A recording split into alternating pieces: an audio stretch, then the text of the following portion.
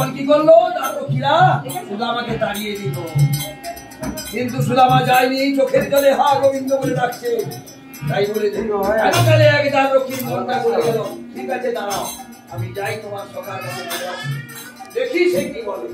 এই বলে তার রক্ষী নেই, সুদামা গেল কৃষ্ণর কাছে। কৃষ্ণ যেই শুনতে পেল সুদামা বলে একটি ব্রাহ্মণের ছেলে তারে সে দাঁড়িয়েছে, পূর্বের কথা গোবিন্দের বলিয়া গেল মনে। কেন কাছে সিংহাসন হতে উপনীত হইল তার ফলে। সেই দ্বার দেশে এসে সুদামা আমার কৃষ্ণ এলো, বলে এসো এসো সখায় আমারই সঙ্গে, এসো এসো সখায় আমারই। এই বলে সুদামাকে আলিঙ্গন করে কৃষ্ণ টেনে নিয়ে চলে গেল। এইখানে সেবা পূজা দিয়ে গোবিন্দ ব্রাহ্মণের সেবা আর ভক্ত সেবা দেখালেন। জীবকে শিক্ষা ভগবান জীবকে শিক্ষা দিলেন যে আমার থেকে আমার ভক্ত বড়, আমার ভক্ত থেকে আমার নাম বড়, আমার থেকে আমার ভক্ত বড়, ভক্ত থেকে আমার এই গোমাতা কৃষ্ণ নাম। তাই অনেকদিন পরে তুই আমার তোরে গিয়ে লাগে দেখি ভক্তাধীন ভগবান। তাই তখন তার ধারে তখন বন্ধায় অভিমুখ হয়ে গেছে সুদামা, দরজায় শুয়ে দিচ্ছে, মালিশ এসে গেছে। হাত বুলাতে বুলাতে পক্ষ থেকে সেই সুন্দর ছিলা কাপড়ে বাঁধা ছিল, সেই তুলে নিয়ে দেখছে কত সুন্দর জিনিস। বাল্যকালে আমার সখা নিজে না খেয়ে আমাকে খাওয়াতো, মা যশোমতী ছানা পনির দিত, নিজে খেত। যে বলে কৃষ্ণ তুই খাবি, নিজে খেত আগে। ওই ভিডিও দাদা এসছে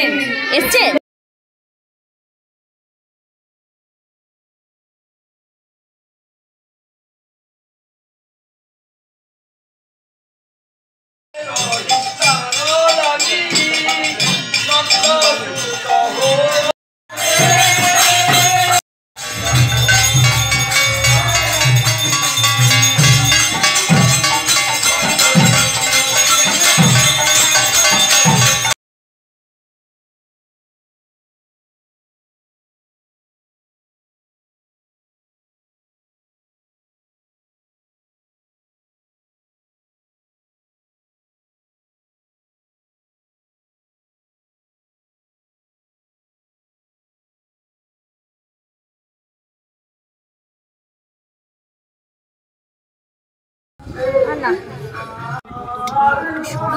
সুবিধা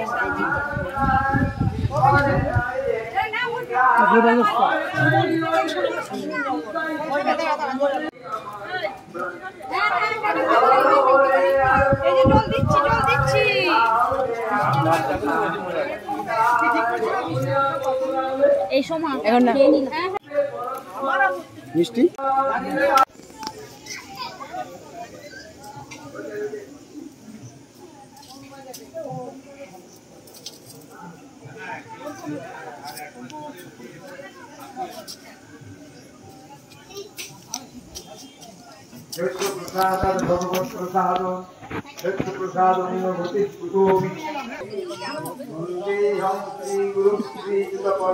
স্মাইল দিচ্ছে কত সুন্দর।